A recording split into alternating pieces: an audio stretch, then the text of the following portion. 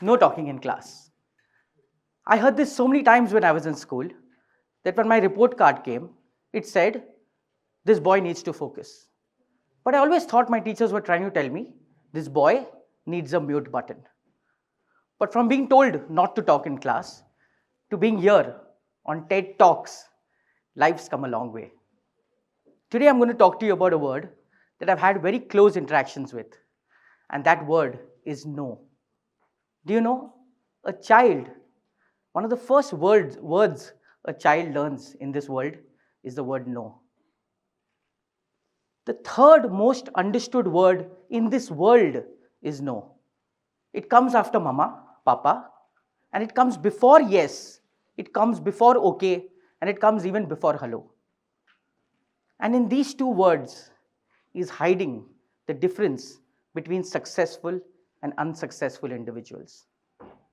But no is always seen as a negative word, right? We always look at no negatively. Today I'm going to share with you 5 stories, 5 very personal stories, and one big secret at the end about this word called no and why I call it the most powerful word in the world. So let's begin. Story number 1 is about a boy with no plan. I repeated the 3rd grade. I scraped through school. I scraped through college. By junior college, I had no direction where my life was going. I had no universities knocking on my door. I just didn't know where I was going. So I trained myself to become a web designer. I used to work off a tiny cyber cafe. A cyber cafe is a place where people used to go to access the internet because it wasn't available in the palm of your hands back then. And I used to design one website a week for really tiny clients here and there. One day I was sitting in my living room and I saw a half-page ad. It was of a very large .com company and it said web designers wanted. I said, I want this job. I really, really want this job. I want to work in this company. So I made my resume, I polished it, and I sent it to them. And I was hoping I'm going to get a call or something like that. In 30 minutes, I got an email. I was so excited. I opened that email. It said, no, your application is rejected. I was confused. I thought maybe I did something wrong. So the next week, I did a little more work and I tried a little harder and I sent it again. Again, I got a reply saying, no, rejected. I said, let me try harder. And then again, after a week, I sent it again. Again, I got a no. I landed up sending my resume 50 times to that company, 50 times. And let me be honest with you. On the 30th rejection, I felt that the world was right about my mute button. But then, the next morning, I woke up and sent my mail again to them. There's a Harvard study that says that when applicants get rejected, they feel less qualified to apply for that position and less confident in future to apply for other positions. I wasn't one of them. I eventually got that call. I cracked that interview and I got that job, my dream job. The good news is that I went on to become an asset for that company. I won a lot of awards. I was one of the youngest web designers back then, and my work was being celebrated in the industry. I was very proud of what I had become. And I want you to celebrate this story because this story was about a boy who eventually muted the word no. He muted the word no rather than the word muting him. Story number 2 is called From Laid Off to Leading. In the year 2000, the .com bust happened. Web companies across the world were shutting down. And when you hear of layoffs, you hear of them in newspapers. You see 5,000 people losing their jobs, companies across the country shutting down. And you don't really think it's going to happen to you, right? You think this just happens somewhere in the world.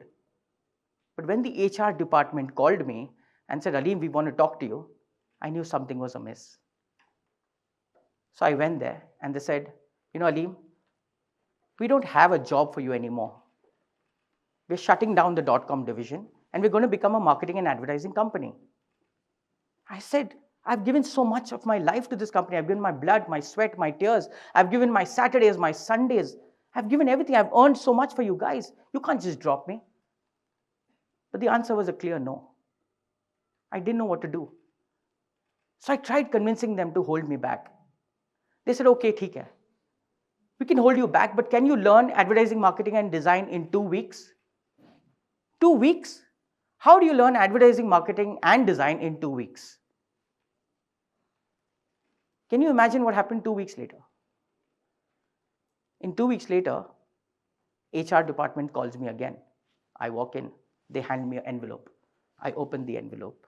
And when I open the envelope, it's written, you have been promoted to the head of marketing, advertising, and design. What happened in 2 weeks? What did I do in 2 weeks? Did a genie meet me and give me a wish? No. Did I become a creative genius in 14 days? No. That took me 14 years, by the way. So what did I do? When I was facing a situation of the world telling me no, I took a step back and I evaluated my situation. I saw that there were 13, 14 beautiful individuals working in this company who were bright sparks in advertising and marketing and design. And then there was the senior leadership team. And there was no way I could compete with these people. So I realized that actually they were individuals working, but there was nobody there to coordinate their chaos. So I just started coordinating with them, started taking their work, working with them, assisting them basically, and then taking their work and giving it to senior management. I kind of became like a manager in between. And the leadership team started noticing my value, and I almost became indispensable to the team. It's the senior leadership team that recommended that I should get promoted to that division's head because they found real value in what I was doing. I got my job back. I survived. The organization flourished. And I had defeated no another time in my life. The story number 3 is about the rejection that changed everything. This is my favorite of those 3 stories. A very large pharmaceutical company came to us looking for an ad campaign. It was against one of the threats that India was facing, and that threat is tuberculosis, TB. 500,000 people had died of TB by then. It was a big threat in the world, and something had to be done. So they reached out to multiple agencies, and they said that create a pitch for us, and whoever does the best pitch wins that account. I wanted that pitch. I wanted that brief. I went to the senior and said, can I have the brief? He said, you're just a manager. You're not the ideas guy. Let the creative team handle that. No will not always come from emails in your life. No will come from people who will set your limit and decide your limitations. I was not ready to give up. I took the brief and I sat with it and I went on scribbling idea after an idea, after idea after an idea, the whole night until I felt I arrived at something that was like a spark.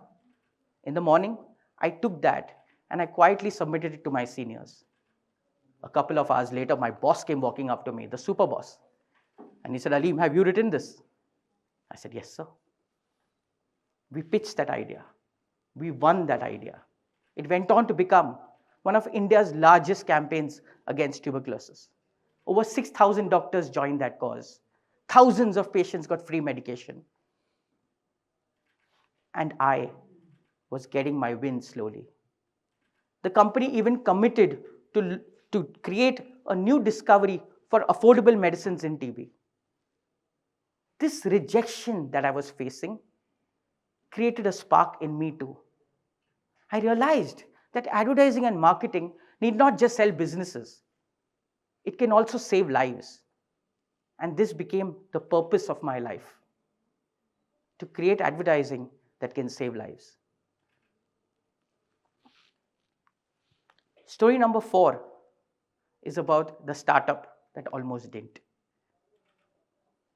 In 2006 or 7, a couple of friends and me, we started a company. And we said, we will do this. We will help healthcare companies create impact. One tiny client at a time. We kept moving on and on. Every day, trying harder. There were days when we were broke, and there were days when we were broken. But we kept going on. One day we got a call. A very large MNC asked us to handle one of their divisions. We were so excited. It was a small foot in a very large door. When I went there, I found their organization chart. There were 22 divisions in it. But we had the tiniest one. They had given us the smallest division to handle. So nevertheless, we started working with them. But my ambitions were big. So I took that organization chart and I pasted it on my wall. I pasted it on my wall and I said, someday, all of these, someday. Very Hrithik Roshan type from Laksh. I loved being young. I loved being fearless. I loved being ambitious. So I used to go to these larger divisions and I used to say, can I work with you? And they would say, no, you're too small. No, you won't understand. No, we only work with big companies. But I still persevered. 90% of startup companies shut down in the first 5 years. Sometimes it is because of bad product fit. Sometimes it is because of bad market conditions. And sometimes it is because of financial strain. But I think that if companies shut down, they shut down because the founders lose their drive. And I did not lose my drive. I stayed there every day. For 3 years, I went to that company every day. And I kept working, I kept trying, and I kept pitching. Eventually, I onboarded 17 of those 22 divisions. 17. I was just 5 short. My vision was becoming a reality. My dream was coming true. And I was almost getting there. I was finding my place in the world again, and I was defeating no again. This story is the 5th story. It's called The Fall and the Rise. It is the one that hurts me the most, and it's the one that I take most amount of pride in. In the year 2008, if I remember correctly, the financial meltdown happened. And when financial meltdowns happen, the first thing they cut is marketing because they feel it's an unnecessary expense. And McKinsey says that yes, you must cut marketing. It must be on the table, but it mustn't be the whole meal. My company, my tiny company, was just an appetizer for them. It was gone in a minute. I just got a mail saying, no, we can't work with you anymore. I slipped into depression. 70% of entrepreneurs today have depression in some form or the other. It could be ADHD, it could be bipolar disorder, and it sometimes could be even substance abuse. Depression is something that really swallows you. I'm so happy that this generation talks about mental health so much. Just don't overdo it. It took me months to come out of depression. And when I did, everything was over. There were huge debts. There were no clients. I had to pick up the pieces again and start all over again. But there's a wonderful thing about this universe. It rewards the ones who work hard for it. And as I start going back to the market, I realized that people who I used to work with in my earlier organization, my earlier client, moved to other organizations. And they took us along and opened new doors for us. Some clients who were juniors, we always treated them nicely. Even though they were juniors, they had become seniors now. And they opened bigger projects for us. And one after the other, things started opening up for us. It's almost 20 years now. Today, I've created an organization that has worked and created impact right from stroke to gout, right from rheumatoid arthritis to varicose veins, right from gallbladder disease to glaucoma, from asthma to Alzheimer's. We've averted childhood anemia. We've helped elder care get better. And every day I do this, I feel a sense of pride that I created an organization that uses creativity for impact. My team defies no every day of our lives, and we win against the word no every day. Now I'm sure you want to know what is the secret. What is the secret? So please pay close attention. There are times in your life when you will hear no. There are times in your life when you will see no. There are times in your life when you will feel no. You know what I do whenever I hear the word no, feel the word no, or see the word no? I take a piece of paper and I write it down in big bold letters. And I look at it. And while I'm very angry sometimes with that no, I feel like tearing that paper apart. I feel like burning it. I feel like scratching it. I feel like just getting rid of it somehow. But it doesn't work, right? Aggression doesn't work all the time. So what I do is I take a step back. And I look at that word no very strongly. And then I put a full stop after it. When you put a full stop on something, you pause, you reflect, and you plan your next step. And then you realize that this word has suddenly transformed into something else. It's transformed into number. That's how we write no, right? N-O dot is number. And now that it's turned into number, remember that the world doesn't decide your number. You do. Whenever the world decides your number, you decide that you want to be the best. And I always decide for the best. And then suddenly you realize that the word no and dot with one has become number one. Life is all about turning your no's into number one. You see that in my journey, whether it was my early days, whether it was my career, whether it's my job, whether it was my organization, or whether it was my survival. I always aimed to be number one.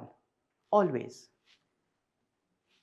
So your journey, my friends, is all going to be around turning your nose into number one. Somebody said something very interesting to me, and it stayed with me. She said, if you want to come first, last longer, stay in the game, find your ground. Storms will come, storms will go, but you can stay. No to number one. This is your secret now. It's an idea that changes everything. Thank you.